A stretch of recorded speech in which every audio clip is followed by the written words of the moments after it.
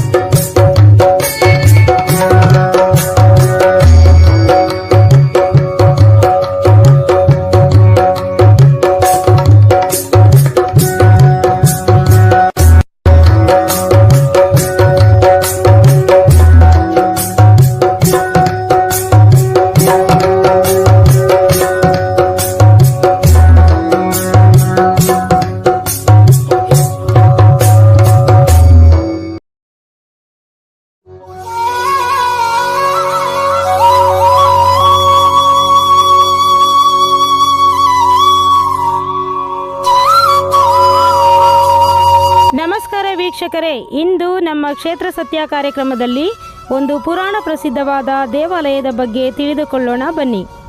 ಇತಿಹಾಸ ಪ್ರಸಿದ್ಧವಾದ ಹಾಗೂ ನಯನ ಮನೋಹರವಾದ ಪ್ರವಾಸಿ ತಾಣ ಬೋರನಕಣಿವೆ ಜಲಾಶಯವನ್ನು ಹೊಂದಿರುವ ನಮ್ಮ ಕಲ್ಪತರು ನಾಡು ತುಮಕೂರು ಜಿಲ್ಲೆಯ ಚಿಕ್ಕನಾಯಕನಹಳ್ಳಿಗೆ ಆಗಮಿಸಿದ್ದೇವೆ. ಚಿಕ್ಕನಾಯಕನಹಳ್ಳಿಯಲ್ಲಿ ನೆಲೆಸಿರುವ ಶ್ರೀ ಹಳೆಯೂರು ಆಂಜನೇಯ ಸ್ವಾಮಿ ದೇವಾಲಯದ ದರ್ಶನ ಮತ್ತು ಅಲ್ಲಿನ ಸಂಪೂರ್ಣ ಮಾಹಿತಿಯನ್ನು ನಿಮ್ಮ ಮುಂದೆ ಇಡುತ್ತಿದ್ದೇವೆ ಇಂದಿನ ನಿಮ್ಮ ಕ್ಷೇತ್ರ ಸತ್ಯ ಕಾರ್ಯಕ್ರಮದಲ್ಲಿ. ಹಳೆಯೂರು ಆಂಜನೇಯ ಸ್ವಾಮಿ ದೇವಾಲಯವು ದಕ್ಷಿಣ ರಾಜ್ಯದ ರಾಜರಾದ ಚೋಳರ ಕಾಲದಲ್ಲಿ ಸ್ಥಾಪಿಸಲಾಯಿತು. ಈ ದೇವಾಲಯವು ಸುಮಾರು 8ನೇ ಶತಮಾನದ ಆಸುಪಾಸಿನಲ್ಲಿ ಸ್ಥಾಪಿತವಾಯಿತೆಂಬ ಪ್ರತೀತಿ ಇದೆ. ಇದಕ್ಕೆ ಪುಷ್ಟಿ ಕೊಡುವ ರೀತಿಯಲ್ಲಿ ಹಲವಾರು ದಾಖಲೆಗಳು ಹಾಗೂ ಪುರಾವೆಗಳು ಇರುವುದರಿಂದ ಇಲ್ಲಿ ಈ ದೇವಾಲಯವು ಸ್ಥಾಪನೆಯಾದ ಕಾಲದ ಬಗ್ಗೆ ನಿಖರವಾಗಿ ಹೇಳಬಹುದು. ಪ್ರಪ್ರಥಮವಾಗಿ ಈ ದೇವಾಲಯವು ದ್ರಾವಿಡ ಶೈಲಿಯಲ್ಲಿ ಇರುವುದರಿಂದ ಇದನ್ನು ದಕ್ಷಿಣ ಭಾರತದ ಪ್ರಮುಖ ರಾಜರಾದ ಚೋಳರು ಸ್ಥಾಪಿಸಿದರೆಂದು ಹೇಳಬಹುದು. ಚಿಕ್ಕನಾಯಕನಹಳ್ಳಿಗೆ ಹಿಂದಿದ್ದ ಹೆಸರು ಹಳೆಯೂರು. ಇದು ವಿಜಯನಗರ ರಾಜರ ಆಳ್ವಿಕೆಯಲ್ಲಿತ್ತು. ಆ ವೇಳೆಯಲ್ಲಿ ಈ ಹಳೆಯೂರಿಗೆ ಚಿಕ್ಕನಾಯಕನೆಂಬ ಪಾಳೆಯಗಾರ ಆಳ್ವಿಕೆಯನ್ನು ನಡೆಸುತ್ತಿದ್ದುದರಿಂದ ಈ ಊರಿಗೆ ನಂತರದಲ್ಲಿ ಚಿಕ್ಕನಾಯಕನಹಳ್ಳಿ ಎಂದು ಹೆಸರಾಯಿತು. ಈ ದೇವಾಲಯವು ದಕ್ಷಿಣಾಭಿಮುಖವಾಗಿರುವುದು ಹಾಗೂ ಸ್ಥಳೀಯವಾಗಿ ದೊರೆಯುತ್ತಿರುವ ಕಲ್ಲಿನಲ್ಲಿ ದೇವಾಲಯವನ್ನು ನಿರ್ಮಿಸಿರುವುದನ್ನು ಕಾಣಬಹುದು. ಈ ದೇವಾಲಯವು ಇಂದಿಗೂ ಸುಭದ್ರವಾಗಿದ್ದು ತುಂಬ ಆಕರ್ಷಣೆಯಿಂದ ಕೂಡಿದೆ. ಈ ದೇವಾಲಯದಲ್ಲಿ ಸುಮಾರು 159 ಕಲ್ಲಿನ ಕಂಬಗಳನ್ನು ಕಾಣಬಹುದಾಗಿದೆ. ಇಲ್ಲಿ ದೇವಾಲಯದ ಮುಂಭಾಗದಲ್ಲಿರುವ 8 ಕಂಬಗಳಲ್ಲಿ ಸುಂದರವಾದ ಕೆತ್ತನೆಗಳನ್ನು ನೋಡಬಹುದು. ಒಂದು ಕಂಬದಲ್ಲಿ ಈ ದೇವಾಲಯವನ್ನು ಸ್ಥಾಪನೆ ಮಾಡಿರುವ ಬಗ್ಗೆ ಶಿಲಾಶಾಸನವಿದೆ. ಇದರಲ್ಲಿ ಉಲ್ಲೇಖವಾಗಿರುವಂತೆ ಈ ದೇವಾಲಯವನ್ನು ಕ್ರಿಸ್ತಶಕ 759ರಲ್ಲಿ ವಿಕಾರಿ ನಾಮ ಸಂವತ್ಸರದಲ್ಲಿ ಸ್ಥಾಪಿಸಲಾಯಿತೆಂದು ಹೇಳಬಹುದು. ಈ ಸ್ವಾಮಿಯು ಮೊದಲು ಹೊನ್ನೆಬಾಗಿ ಎಂಬ ಗ್ರಾಮದ ಗೊಲ್ಲರಹಟ್ಟಿಯಲ್ಲಿ ಒಂದು ಹುತ್ತದಲ್ಲಿ ಒಡಮೂಡಿತ್ತು ಎಂಬ ನಂಬಿಕೆ ಇದೆ. ಪ್ರತಿದಿನ ಒಂದು ಹಸು ಆ ಹುತ್ತದ ಬಳಿ ಹೋಗಿ ಹಾಲುಣಿಸುತ್ತಿತ್ತು. ಆ ಹಸುವಿನ ಮಾಲೀಕ ಆ ದೃಶ್ಯವನ್ನು ಕಂಡು ಒಂದು ದಿನ ಹಸುವನ್ನು ಕಟ್ಟಿ ಹಾಕಿದ್ದನಂತೆ. ಹಸುವಿನ ಮಾಲೀಕ ಮಲಗಿದ್ದ ರಾತ್ರಿಯ ವೇಳೆಯಲ್ಲಿ ಸ್ವಾಮಿಯು ಅವನ ಕನಸಿನಲ್ಲಿ ಬಂದು, ಒಂದು ಬಂಡಿಯಲ್ಲಿ ನನ್ನನ್ನು ಕರೆದುಕೊಂಡು ಹೋಗು. ಆ ಬಂಡಿಯ ಚಕ್ರವು ಎಲ್ಲಿ ಮುರಿದು ಬೀಳುತ್ತದೆಯೋ ಆ ಸ್ಥಳದಲ್ಲಿ ನನ್ನ ದೇವಾಲಯವನ್ನು ನಿರ್ಮಿಸಿ ನನ್ನನ್ನು ಸ್ಥಾಪಿಸು ಎಂದು ನುಡಿದಿದ್ದರಂತೆ ಎಂಬ ಪ್ರತೀತಿ ಇದೆ. ಅದರಂತೆ ಭಕ್ತನು ಬಂಡಿಯಲ್ಲಿ ಸ್ವಾಮಿಯನ್ನು ಕರೆತಂದು ಚಕ್ರ ಮುರಿದು ಬಿದ್ದ ಸ್ಥಳದಲ್ಲೇ ದೇವಾಲಯವನ್ನು ಸ್ಥಾಪಿಸಿದರು ಎಂಬ ಮಾಹಿತಿ ಇದೆ. ಆ ಚಕ್ರಗಳನ್ನು ನಾವು ದೇವಾಲಯದಲ್ಲಿ ಇಂದಿಗೂ ಕಾಣಬಹುದಾಗಿದೆ. ಹಿಂದಿನ ಕಾಲದಲ್ಲಿ ಚಿಕ್ಕನಾಯಕನಹಳ್ಳಿಯಲ್ಲಿ ಆಳ್ವಿಕೆ ಮಾಡುತ್ತಿದ್ದ ಹಾಗಲವಾಡಿ ಸಂಸ್ಥಾನದ ಪಾಳೆಗಾರ ಚಿಕ್ಕನಾಯಕರು ತಾನು ಸಾಕಿದ್ದ ನಾಯಿಗಳನ್ನು ಮೊಲ ಹಿಮ್ಮೆಟ್ಟಿಸುವ ದೃಶ್ಯವನ್ನು ಕಂಡು, ಇದು ಒಂದು ಗಂಡು ಭೂಮಿ, ಇಲ್ಲಿ ಏನೋ ವಿಶೇಷವಿದೆ ಎಂದು ಬಂದು ನೋಡಿದಾಗ ಆ ಸ್ಥಳದಲ್ಲಿ ಒಂದು ಆಂಜನೇಯ ಸ್ವಾಮಿಯ ಚಿಕ್ಕ ದೇವಾಲಯವನ್ನು ನೋಡಿ ಮುಂದಿನ ದಿನಗಳಲ್ಲಿ ದೇವಾಲಯದ ಅಭಿವೃದ್ಧಿ ಕಾರ್ಯವನ್ನು ಕೈಗೊಂಡು ಪುನರ್ ನಿರ್ಮಾಣ ಮಾಡಿದರೆಂಬ ಪ್ರತೀತಿ ಇದೆ. ಸ್ವಾಮಿಯು ಅತ್ಯಂತ ಶಕ್ತಿಶಾಲಿ ಹಾಗೂ ಪವಾಡದಿಂದ ಕೂಡಿದ್ದು, ಗರ್ಭಗುಡಿಯಲ್ಲಿರುವ ಸ್ವಾಮಿಯ ವಿಗ್ರಹವನ್ನು ಅತಿ ಗಟ್ಟಿಮುಟ್ಟಾದ ಶಿಲೆಗಳಿಂದ ನಿರ್ಮಿಸಲಾಗಿದ್ದು, ಸ್ವಾಮಿಯ ಬಲಭಾಗದಲ್ಲಿ ವಾನರ ಹಾಗೂ ಎಡಭಾಗದಲ್ಲಿ ವಾನರಿಯ ವಿಗ್ರಹವಿದ್ದು, ಪಾದದ ಕೆಳಭಾಗದಲ್ಲಿ ಬೇತಾಳನನ್ನು ತುಳಿದುಕೊಂಡಿರುವ ರೀತಿಯಲ್ಲಿ ಆಂಜನೇಯ ಸ್ವಾಮಿಯನ್ನು ಇಲ್ಲಿ ನೋಡಬಹುದಾಗಿದೆ. ಸ್ವಾಮಿಯ ದಂತದಲ್ಲಿ ಒಂದು ಸಾಲಿಗ್ರಾಮ ಶಿಲೆಯನ್ನು ಸಹ ನಾವು ಕಾಣಬಹುದಾಗಿದೆ. ಬಾಲದಲ್ಲಿ ಗಂಟೆ ಮತ್ತು ಸೊಂಟದಲ್ಲಿ ಬಾಕುವನ್ನು ಕಾಣಬಹುದು. ಇಲ್ಲಿ ಹಲವಾರು ರೀತಿಯ ಮರಗಿಡಗಳನ್ನು ಸಹ ನೋಡಬಹುದಾಗಿದೆ. ಅದರಲ್ಲೂ ವಿಶೇಷವಾಗಿ ಒಂದು ಸುರಹೊನ್ನೆ ಎಂಬ ಒಂದು ಮರವನ್ನು ಇಲ್ಲಿ ನೋಡುತ್ತೇವೆ. ಈ ಮರದ ವಿಶೇಷತೆ ಏನೆಂದರೆ, ಭಕ್ತರು ತಮ್ಮ ಎಂತಹದ್ದೇ ಕಷ್ಟಗಳನ್ನು ಈ ಮರದ ಬಳಿ ನಿಂತು ಬೇಡಿಕೊಂಡು ಅಮಾವಾಸ್ಯೆ ಅಥವಾ ಪೌರ್ಣಮಿಯ ದಿನದಂದು ಪೂಜೆ ಮಾಡಿ ಹೋದರೆ ಅವರ ಕಷ್ಟಗಳು ಪರಿಹಾರಗೊಳ್ಳುತ್ತವೆ ಎಂಬ ನಂಬಿಕೆ ಇದೆ. ದೇವಾಲಯದ ಸುತ್ತಲೂ ಪ್ರದಕ್ಷಿಣೆ ಬರುವಾಗ ಒಂದು ಚಿಕ್ಕದಾದ ಗುಡಿಯನ್ನು ನಾವು ನೋಡಬಹುದಾಗಿದೆ. ಅದರಲ್ಲಿ ಮಾಸ್ತಮ್ಮ ದೇವಿ ಮತ್ತು ಮಾರ್ಥಾಂಡ ಭೈರವನನ್ನು ಕಾಣಬಹುದಾಗಿದೆ. ಅವರನ್ನು ಕ್ಷೇತ್ರ ಪಾಲಕರೆಂದು ನಂಬಲಾಗಿದೆ. ಪ್ರದಕ್ಷಿಣೆ ಮುಂದುವರಿಸಿದಂತೆ ಒಂದು ಸಂತಾನ ಲಕ್ಷ್ಮಿಯ ಒಂದು ಸುಂದರವಾದ ಕೆತ್ತನೆಯನ್ನು ನಾವು ನೋಡುತ್ತೇವೆ. ಅದು ತುಂಬ ವಿಶೇಷತೆಯಿಂದ ಕೂಡಿದ್ದು ಮಕ್ಕಳಿಲ್ಲದವರಿಗೆ ಸಂತಾನ ಭಾಗ್ಯವನ್ನು ಕಲ್ಪಿಸುವ ದೇವಿಯಾಗಿದ್ದಾಳೆ. ಸಂತಾನ ಸಮಸ್ಯೆಯಿಂದ ಬಳಲುತ್ತಿರುವವರು ಪೌರ್ಣಮಿಯ ದಿನದಂದು ತಾಯಿಗೆ ದೀಪವನ್ನು ಹಚ್ಚಿ ತೆಂಗಿನಕಾಯಿಯನ್ನು ಹೊಡೆದು ಪ್ರಾರ್ಥಿಸಿಕೊಂಡು ಹೋದರೆ ಮಕ್ಕಳ ಭಾಗ್ಯ ದೊರಕುತ್ತದೆ ಎಂಬ ಬಲವಾದ ನಂಬಿಕೆ ಇದೆ. ಎಷ್ಟೋ ಜನ ಭಕ್ತರಿಗೆ ಮಕ್ಕಳ ಭಾಗ್ಯ ದೊರಕಿರುವ ಅನೇಕ ಉದಾಹರಣೆಗಳಿವೆ. ಈ ದೇವಾಲಯದಲ್ಲಿ ಒಂದು ವಿಮಾನ ಗೋಪುರವಿದ್ದು ಪ್ರದಕ್ಷಿಣೆ ಬರುವ ಸಂದರ್ಭದಲ್ಲಿ ಅಲ್ಲಲ್ಲಿ ಮೀನು, ಆಮೆ, ಚೇಳು ಹಾಗೂ ಕೋಳಿಯ ಕೆತ್ತನೆಗಳನ್ನು ಕಾಣಬಹುದು. ಹಾಗೆಯೇ ಮುಂದುವರೆದಂತೆ ಇಲ್ಲಿ ಒಂದು ಸರ್ಪದ ಕೆತ್ತನೆಯನ್ನು ಸಹ ನೋಡುತ್ತೇವೆ. ಈ ದೇವಾಲಯದ ಆಸುಪಾಸಿನಲ್ಲಿ ಒಂದು ವಿಶೇಷವಾದ 3 ಹೆಡೆಯ ಸರ್ಪವಿದ್ದು ಇಲ್ಲಿರುವ ಸೀತಾ ಕಲ್ಯಾಣಿ ಎಂಬ ಮಡಿನೀರಿನ ಕಲ್ಯಾಣಿ ಹಾಗೂ ದೇವಾಲಯದ ರಕ್ಷಣೆ ಮಾಡುತ್ತಿದೆ ಎಂಬ ಪ್ರತೀತಿ ಇದೆ. ಈ ದೇವಾಲಯದ ಹೊರಗಡೆ ಒಂದು ವಿಶಾಲವಾದ ಪ್ರಾಂಗಣವಿದ್ದು ಪ್ರದಕ್ಷಿಣೆ ಮಾಡಲು ಅನುಕೂಲಕರವಾಗಿದೆ. ಇಲ್ಲಿ ಒಂದು ವಿಶೇಷವಾದ ರಾಜಗೋಪುರವನ್ನು ಕಾಣುತ್ತೇವೆ. 2013ರಲ್ಲಿ ಪಂಚಕಲಶ ಸಮೇತವಾಗಿ ಈ ಗೋಪುರದ ನಿರ್ಮಾಣವಾಗಿದೆ ಎನ್ನಬಹುದಾಗಿದೆ. ಇಲ್ಲಿ ಪ್ರತಿ ಶನಿವಾರ ಸ್ವಾಮಿಗೆ ವಿಶೇಷವಾದ ಪೂಜೆ, ಅಲಂಕಾರ, ನೈವೇದ್ಯ, ಬೆಣ್ಣೆ ಅಲಂಕಾರ ಹಾಗೂ ಉತ್ಸವ ಕಾರ್ಯಗಳನ್ನು ಹಮ್ಮಿಕೊಳ್ಳಲಾಗುತ್ತದೆ. ಪ್ರತಿ ವರ್ಷ ಆಷಾಢ ಮಾಸದ ಶುದ್ಧ ಏಕಾದಶಿಯಂದು ಸ್ವಾಮಿಗೆ ವಿಶೇಷವಾದ ಬೆಳ್ಳಿ ಪಲ್ಲಕ್ಕಿ ಹಾಗೂ ಬ್ರಹ್ಮರಥೋತ್ಸವವನ್ನು ನೆರವೇರಿಸುತ್ತಾರೆ. ಎಲ್ಲೆಲ್ಲಿಯೂ ನಡೆಯದ ಜಾತ್ರಾ ಮಹೋತ್ಸವ ಪ್ರತಿ ಆಷಾಢ ಮಾಸದಲ್ಲಿ ವಿಶೇಷವಾಗಿ ಈ ಸ್ಥಳದಲ್ಲಿ ಜರುಗುತ್ತದೆ ಎಂಬುದು ಇಲ್ಲಿಯ ವಿಶೇಷತೆಯಾಗಿದೆ. ಈ ಆಂಜನೇಯ ಸ್ವಾಮಿಗೆ ಸಾವಿರಾರು ಸಂಖ್ಯೆಯಲ್ಲಿ ಭಕ್ತರು ಆಗಮಿಸಿ ವಿಶೇಷವಾದ ಪೂಜೆ ಪುನಸ್ಕಾರಗಳನ್ನು ಹಮ್ಮಿಕೊಂಡು ತಮ್ಮ ಕಷ್ಟಗಳನ್ನು ಪರಿಹರಿಸಿಕೊಳ್ಳುತ್ತಾರೆ. 1970ರಲ್ಲಿ ಅತಿ ಹೆಚ್ಚಿನ ಮಳೆ ಬಂದು ಕೆರೆ ತುಂಬಿ ಇಡೀ ಊರೇ ಮುಳುಗುವ ಪರಿಸ್ಥಿತಿ ಬಂದಾಗ ಸ್ವಾಮಿಗೆ ಪ್ರಾರ್ಥಿಸಿ ಕರ್ಪೂರವನ್ನು ಹಚ್ಚಿ ಬೇಡಿಕೊಂಡಾಗ ಕೆರೆಯ ನೀರು ಊರಿನ ಒಳಭಾಗಕ್ಕೆ ನುಗ್ಗಲಿಲ್ಲ ಎಂಬ ಮಾಹಿತಿ ಇದೆ. ಹಾಗಾಗಿ ಆಂಜನೇಯ ಸ್ವಾಮಿಗೆ ಈ ಊರಿನ ಕಾವಲುಗಾರ, ರಕ್ಷಕ ಎಂದು ಜನರು ನಂಬಿದ್ದಾರೆ. ಈ ಸ್ವಾಮಿಯು ಬೇಡಿದ ಭಕ್ತರ ಆರಾಧ್ಯ ದೈವನಾಗಿದ್ದು ಎಂತಹ ಸಮಸ್ಯೆಗಳಿದ್ದರೂ ಪರಿಹಾರ ಮಾಡುವ ಅತಿ ಶಕ್ತಿಯುಳ್ಳ ಮತ್ತು ಪವಾಡದಿಂದ ಕೂಡಿದ ಸ್ವಾಮಿಯಾಗಿದೆ. ಭಕ್ತರು ಸ್ವಾಮಿಗೆ ಉತ್ಸವ ಹಾಗೂ ಬೆಣ್ಣೆ ಅಲಂಕಾರ ಮುಂತಾದ ರೀತಿಯಲ್ಲಿ ತಮ್ಮ ಕಷ್ಟಗಳಿಗೆ ಹರಕೆಯನ್ನು ಮಾಡಿಕೊಳ್ಳುತ್ತಾರೆ. ಹೀಗೆ ಹಳೆಯೂರು ಆಂಜನೇಯ ಸ್ವಾಮಿಯ ಶಕ್ತಿ, ಕೀರ್ತಿ, ಪವಾಡ ಹಾಗೂ ವಿಶೇಷತೆಯನ್ನು ನಾವು ನೋಡಬಹುದಾಗಿದೆ. ನೀವು ಒಮ್ಮೆ ಈ ದೇವಾಲಯಕ್ಕೆ ಭೇಟಿ ನೀಡಿ ನಿಮ್ಮ ಸಮಸ್ಯೆಗಳಿಗೆ ಪರಿಹಾರವನ್ನು ಕಂಡುಕೊಳ್ಳಿ.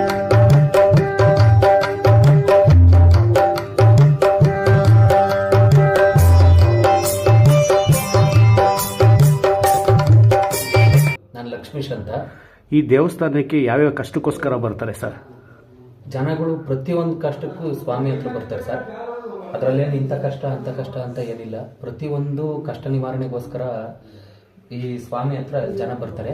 ಅದರಲ್ಲೂ ಹೆಚ್ಚಿನದಾಗಿ ರಥೋತ್ಸವ ನಡಿಬೇಕಾದ್ರೆ ಸ್ವಾಮಿ ತೇರ್ಗೆ ಬಾಳೆಹಣ್ಣು ನೋಡಿದ್ರೆ ಮದುವೆ ಆಗುತ್ತೆ ಅಂತ ಒಂದು ನಂಬಿಕೆ. ಮದುವೆ ಸಂಬಂಧಪಟ್ಟಿರ್ತಕ್ಕಂಥ ಸಮಸ್ಯೆ ಅವರು ಜಾಸ್ತಿ ಬರ್ತಾರೆ. ಸಂತಾನದ ವಿಚಾರವಾಗಿ ಸಮಸ್ಯೆ ಇರ್ತಕ್ಕಂಥವ್ರು ತುಂಬ ಜನ ಬರ್ತಾರೆ. ಸ್ವಾಮಿಗೆ ಏನಿಲ್ಲ, ಭಕ್ತಿಯಿಂದ ಪ್ರಾರ್ಥನೆ ಮಾಡ್ಕೊಂಡು ಹೋದ್ರೆ ಸಾಕು, ಈ 2 ಕಾರ್ಯ ಹೂವು ಎತ್ತದಂಗೆ ಆಗುತ್ತೆ ಅಂತ ನಂಬಿಕೆ. ಈ ಸ್ವಾಮಿ ಇಲ್ಲಿ ಈ ದೇವಸ್ಥಾನದಲ್ಲಿ 159 ಕಂಬದ ಅಂಕಣದಲ್ಲಿ ದೇವಾಲಯ ನಿರ್ಮಾಣ ಆಗಿರೋದು. ಅದಕ್ಕೆ ಮುಂಚೆನೆ ಸ್ವಾಮಿ ಇಲ್ಲಿ ಬಂದು ಪ್ರತಿಷ್ಠಾಪನೆ ಆಗಿದ್ದಾರೆ. ಹೇಗೆ ಬಂತು, ಯಾರು ಪ್ರತಿಷ್ಠಾಪನೆ ಮಾಡಿದ್ರು ಅನ್ನೋದು ರಹಸ್ಯವಾಗಿದೆ. ಏನ್ ವಿಚಾರ ಅಂತಂದ್ರೆ, ಈ ಸ್ವಾಮಿ ಹಳಿಯೂರು ಆಂಜನೇಯ ಅಂತ ಈ ಸ್ವಾಮಿಗೆ ಹೆಸರು. ಹಳಿಯೂರು ಆಂಜನೇಯ ಅಂತ ಯಾತಕ್ಕೋಸ್ಕರ ಕರೀತಾರೆ ಅಂತಂದ್ರೆ, ಈ ಊರಿಗೆ ಇದು ಚಿಕ್ಕನಾಯಕನಹಳ್ಳಿ ಪಟ್ಟಣಕ್ಕೆ ಮುಂಚೆ ಹೆಸರು ಇದ್ದಿದ್ದು ಹಳಿಯೂರು ಅಂತಾನೆ ಇತ್ತು ಅಂತ ಪ್ರತೀತಿ. ಈ ಸ್ವಾಮಿ ಬಂದು ಇಲ್ಲಿ ನೆಲೆ ಆಗ್ಬೇಕು ಅನ್ನೋದಕ್ಕೆ ಮುಖ್ಯ ಕಾರಣ, ಈ ಸ್ವಾಮಿ ಯಾವುದೋ ಊರಲ್ಲಿ ಒಂದು ಮಳೆ ಒಳಗಡೆ ಇತ್ತಂತೆ. ಅದು ಅಲ್ಲಿ ಯಾರಿಗೋ ಒಬ್ರಿಗೆ ಕನಸಿಗೆ ಹೋಗಿ ನನ್ನನ್ನ ಈ ತರ ಒಂದು ಗಾಲಿ ಇಲ್ದಲೇ ಇರ್ತಕ್ಕಂಥ ಗಾಡಿ ಚಕ್ರದಲ್ಲಿ ತಗೊಂಡೋಗು, ಎಲ್ಲಿ ಚಕ್ರ ಬೀಳುತ್ತೆ ಅಲ್ಲೇ ನನ್ನನ್ನ ಪ್ರತಿಷ್ಠಾಪನೆ ಮಾಡುವಂತ ಒಂದು ಮನ್ಸಲ್ಲಿ ಕನ್ಸಲ್ಲಿ ಬಂದು ನುಡಿ ಕೊಟ್ರಂತೆ. ಅವಾಗ ಅದ್ರ ಆಧಾರದಂತೆನೆ ಗಾಲಿ ಇಲ್ದಲೇ ಇರೋ ಗಾಡಿ ಚಕ್ರನ ತಗೊಂಬಂದಾಗ ಈ ಊರಿನ ಈಶಾನ್ಯ ಭಾಗ ಇದು ತುಂಬಾ ತಗ್ಗಲ್ಲಿರ್ತಕ್ಕಂಥ ಪ್ರದೇಶ. ಇಲ್ಲಿ ಚಕ್ರ ಇಲ್ಲಿ ಬೀಳೋ ಹೊತ್ತಿಗೆ ಇಲ್ಲೇ ಸ್ವಾಮಿನ ಇಲ್ಲಿ ನೆಲೆ ಮಾಡಿದ್ರು ಅಂತ ಪ್ರತೀತಿ. ಆಮೇಲೆ ಇದಕ್ಕೆ ತದನಂತರ ಬಂತಕ್ಕಂಥ ಪಾಳೆಗಾರರ ಕಾಲದಲ್ಲಿ ಆ ಆಳ್ವಿಕೆಯಲ್ಲಿ ಸ್ವಾಮಿನ ಚಿಕ್ಕನಾಯಕ ಮಹಾರಾಜರ ಕಾಲದಲ್ಲಿ ಇದನ್ನ ದೇವಸ್ಥಾನನ ಕಟ್ಟಿದ್ರು ಅಂತಕ್ಕಂಥ ಪ್ರತೀತಿ ಸರ್.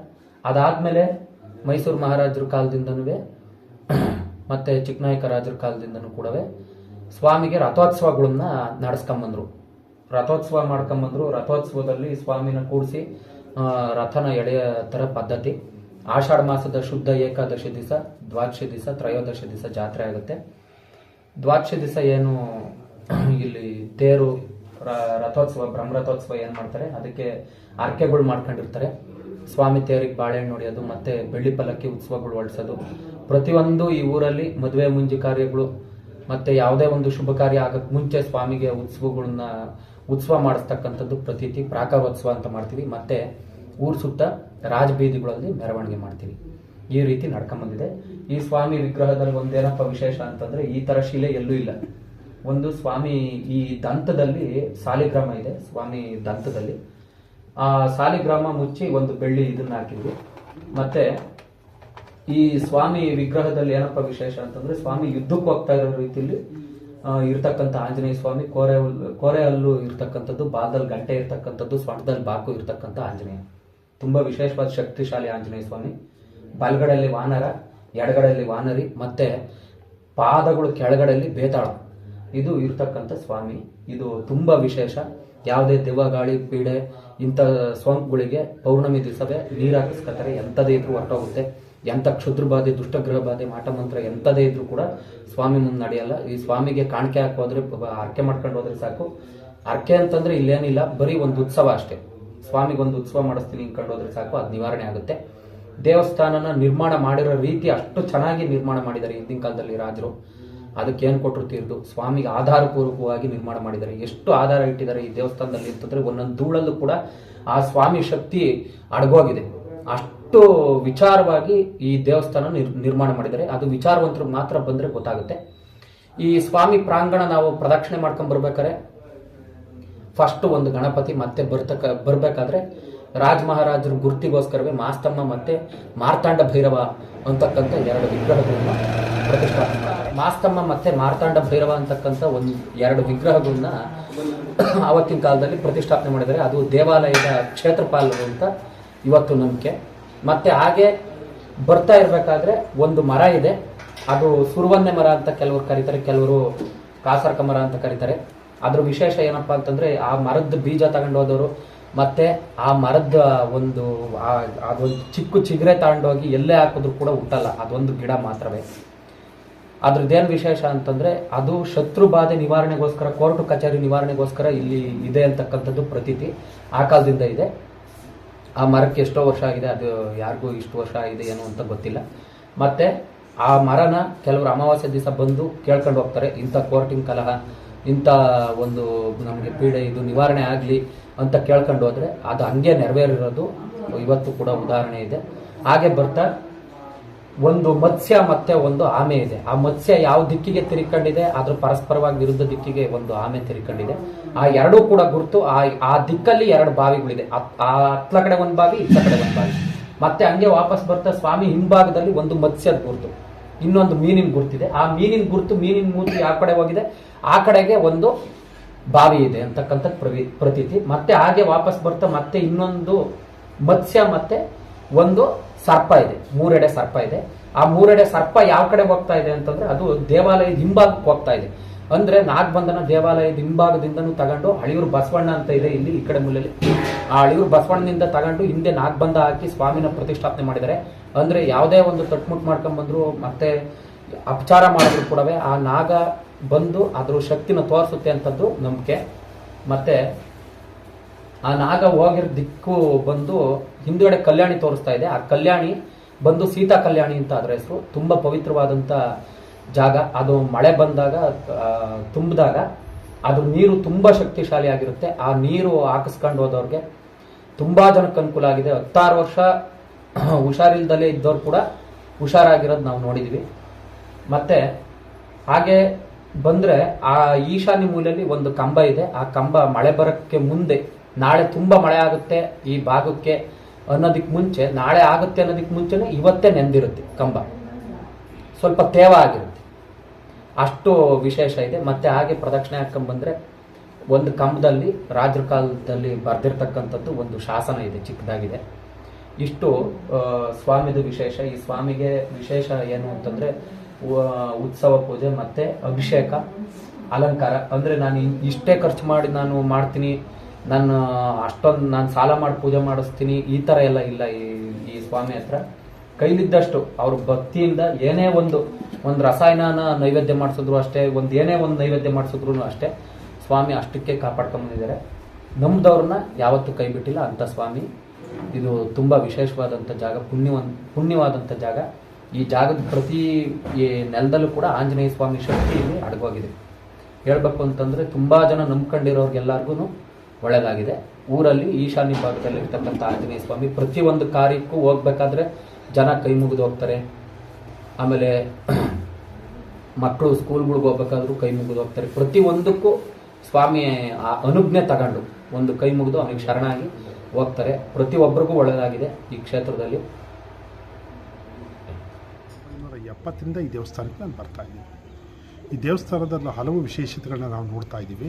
ಪ್ರಮುಖವಾಗಿ ಈ ದೇವಸ್ಥಾನ ಚೋಳರ ಕಾಲದಲ್ಲಿ ಪ್ರಾರಂಭವಾಯಿತು ಅಂತಂದು ಹೇಳ್ತಾ ಇದ್ದೀವಿ. ಅದಕ್ಕೆ ಪುಷ್ಟಿ ಕೊಡೋ ರೀತಿಯಲ್ಲಿ ಇಲ್ಲಿರೋ ಒಂದು ಮುಖಮಂಟಪದಲ್ಲಿ ಒಂದು ಕಡೆಯಲ್ಲಿ ಅದರದ್ದು ಕೆತ್ತನೆ ಇದೆ.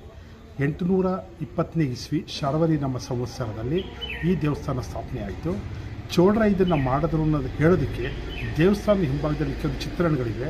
ಸಾಮಾನ್ಯವಾಗಿ ಚೋಳರ ಕಾಲದಲ್ಲಿ ಯಾವುದೇ ದೇವಸ್ಥಾನ ಮಾಡಬೇಕಾದ್ರೂ ಒಂದು ಸಣ್ಣ ಮೀನು, ಒಂದು ಹಾವು, ಆಮೇಲೆ ಒಂದು ಕೋಳಿ, ಈ ಥರದ ವಿಗ್ರಹಗಳನ್ನ ಒಂದು ಕೆತ್ತುತ್ತಾ ಇತ್ತು. ಅಷ್ಟು ಬಿಟ್ಟರೆ ಇನ್ನು ವಿಶೇಷವಾದ ಯಾವುದೇ ಕೆತ್ತನೆಗಳು ಚೋಳರ ಕಾಲದಲ್ಲೂ ನೋಡ್ತಾ ಇರಲಿಲ್ಲ. ಹಾಗಾಗಿ ದೇವಸ್ಥಾನ ಚೋಳರು ಸ್ಥಾಪನೆ ಮಾಡಿದ್ರು ಅಂತಂದು ಹೇಳಲಾಗುತ್ತೆ. ಪ್ರಮುಖವಾಗಿ ಒಳಗಡೆ ಗರ್ಭಗುಡಿನಲ್ಲಿರುವಂಥ ಒಂದು ವಿಗ್ರಹ 7 ಅಡಿ ಎತ್ತರ ವಿಗ್ರಹ ಇದೆ. ಅದನ್ನು ಬೆಣಚಕಲ್ನಲ್ಲಿ ಸ್ಥಾಪನೆ ಮಾಡಿದೆ. ಆದರೆ ಈ ದೇವಸ್ಥಾನದ ವಿಗ್ರಹ ಸ್ಥಾಪನೆ ಮಾಡಿದವರು ಶಂಕರಾಚಾರ್ಯರು. ಅವರೇ ಯಾತಕ್ಕೆ ಇದನ್ನು ಸ್ಥಾಪನೆ ಮಾಡಿದ್ರು ಅನ್ನೋದಕ್ಕೆ ಹಲವಾರು ನಿದರ್ಶನಗಳಿವೆ. ಆ ದೇವಸ್ಥಾನದಲ್ಲಿ ಬಾಲದಲ್ಲಿ ಒಂದು ಗಂಟೆ ಇರುತ್ತೆ, ಹಾಗೂ ಒಂದು ಕೋರೆ ಹಲ್ಲಿದೆ. ಆಮೇಲೆ ಬಲಗಡೆ ಕೆನ್ನೆನಲ್ಲಿ ಒಂದು ಹೂವು.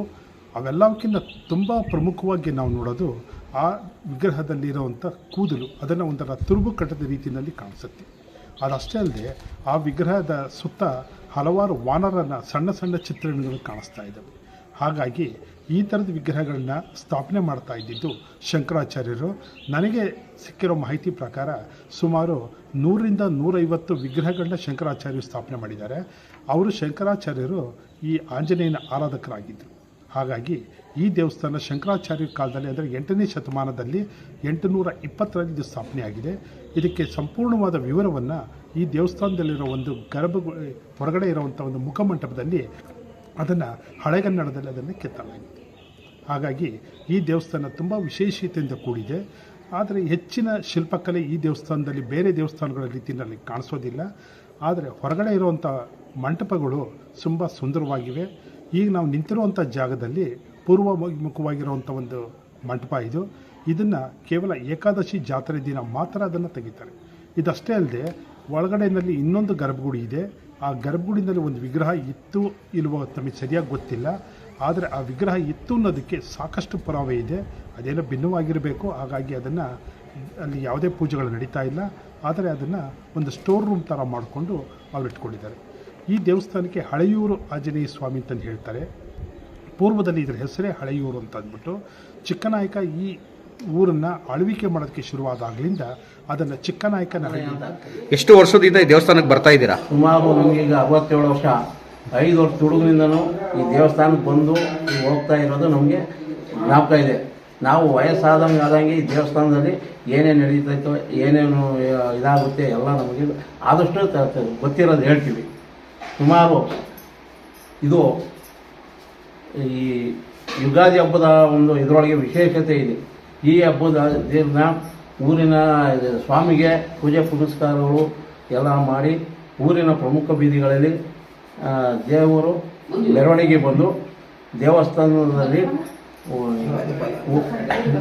ಉಯ್ಯಾಲೆ ಇದರೊಳಗೆ ಸ್ವಾಮಿನ ಕುಣಿಸಿ ಅಲ್ಲಿ ಈ ವರ್ಷದ ಯುಗಾದಿ ಫಲ ಮಳೆ ಬೆಳೆ ಇದ್ರ ಬಗ್ಗೆ ಎಲ್ಲ ತಿಳಿಸ್ತಾರೆ. ಯಾರು ರಾಮಾಜೋಯಿಸ್ರು ಅಂತ. ತದನಂತರ ಮಹಾಮಂಗಳಾರತಿ ಆಗಿ ಎಲ್ರಿಗೂ ಇದನ್ನು ಕೊಡ್ತಾರೆ, ತೀರ್ಥ ಪ್ರಸಾದ ಕೊಟ್ಟು ಇದು ಮಾಡ್ಕೊಂಡು ಹೋಗ್ತಾರೆ. ಈ ದೇವಾಲಯಕ್ಕೆ ಪ್ರತಿ ನಮ್ಮ ಭಕ್ತರು ಬಹಳ ರೀತಿಯಿಂದ ಬಂದು ಈ ಸ್ವಾಮಿಗೆ ನಡ್ಕೊಳ್ತಾ ಇದ್ದಾರೆ. ಯಾರೆಲ್ಲ ನಮ್ಮ ಕ್ಷೇತ್ರ ಸತ್ಯ ವಾಹಿನಿಯನ್ನು ಇನ್ನೂ ಸಬ್ಸ್ಕ್ರೈಬ್ ಮಾಡಿಲ್ಲ, ದಯವಿಟ್ಟು ಸಬ್ಸ್ಕ್ರೈಬ್ ಮಾಡಿ, ಲೈಕ್ ಮಾಡಿ, ಶೇರ್ ಮಾಡಿ. ನಿಮ್ಮ ಭೇಟಿ ಮುಂದಿನ ಕ್ಷೇತ್ರ ಸತ್ಯ ಕಾರ್ಯಕ್ರಮದಲ್ಲಿ. ಧನ್ಯವಾದಗಳು.